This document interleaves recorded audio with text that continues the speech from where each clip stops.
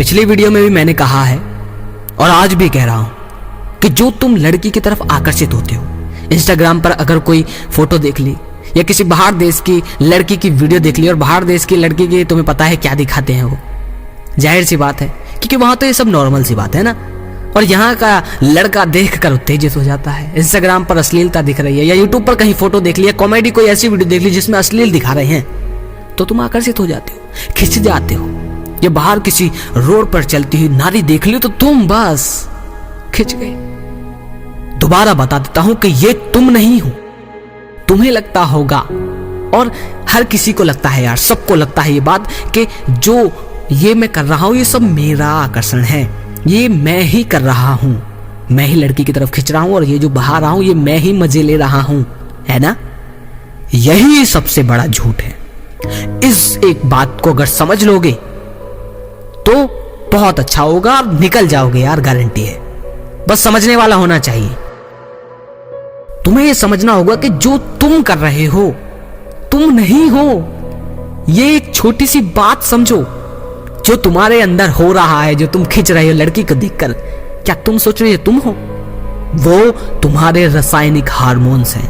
अगर तुम में से वो हार्मोन्स में निकाल दूं तो तुम एक बच्चे की भांति हो जाओगे या एक बुजुर्ग की, इतने बुजुर्ग की भांति हो जाओगे कि जो अपने हाथ पैरों को हिला नहीं सकता। ऐसे हो जाओगे।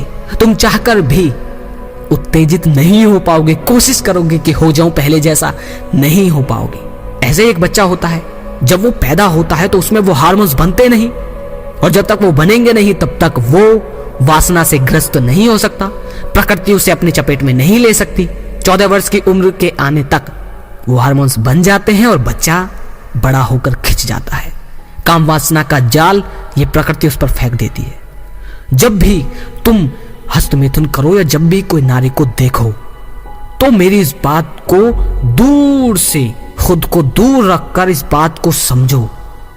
या तो अभी हस्तमैथुन कर लो या मेरी बात को ठीक से समझ लो। माफी चाहता हूं हस्तमैथुन करने के लिए बोल रहा हूं, लेकिन बोलना पड़ेगा क्योंकि सच नहीं बोलूंगा तो शायद ना बदल पाऊं। जब भी तुम्हें आकर्षण लगे कि तुम खिंच रहे हो तो उस बात को, अपने आप को दूर रखकर खुद को देखने की कोशिश करो कि हाँ यार ये बात सच है। अगर मुझ में से वो हार्मोन से निकाल दिए जाएं जो अब केमिकल दिमाग में रिलीज हो रहे हैं खून के जरिए तो मैं कैसे आकर्षित होऊंगा? तो इसका मतलब ये मैं नहीं हूं। मैं जो सोचता था कि अभी जिंदगी है, अभी मजे ले लो, जितना सेक्स करना है कर लो, खूब एंजॉय कर लो, ये मैं कर रहा हूं? नहीं, यही तो खेल है। ये समझ लिया तो बहुत बढ़िया है मेरे भाई। तुम्हें यही समझना है कि जो तुम खिंच रहे हो तुम नहीं हो। और अगर मैं वही हार्मोन्स तुम्हारे निकालकर किसी बुजुर्ग में डाल दूं तो वो बुजुर्ग बिल्कुल युवा की तरह व्यवहार करने लगेगा, नारियों के पीछे भागने लगेगा, उनसे आकर्षित होने लगेगा।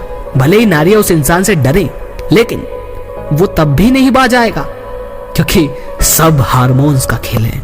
यही चीज समझनी है।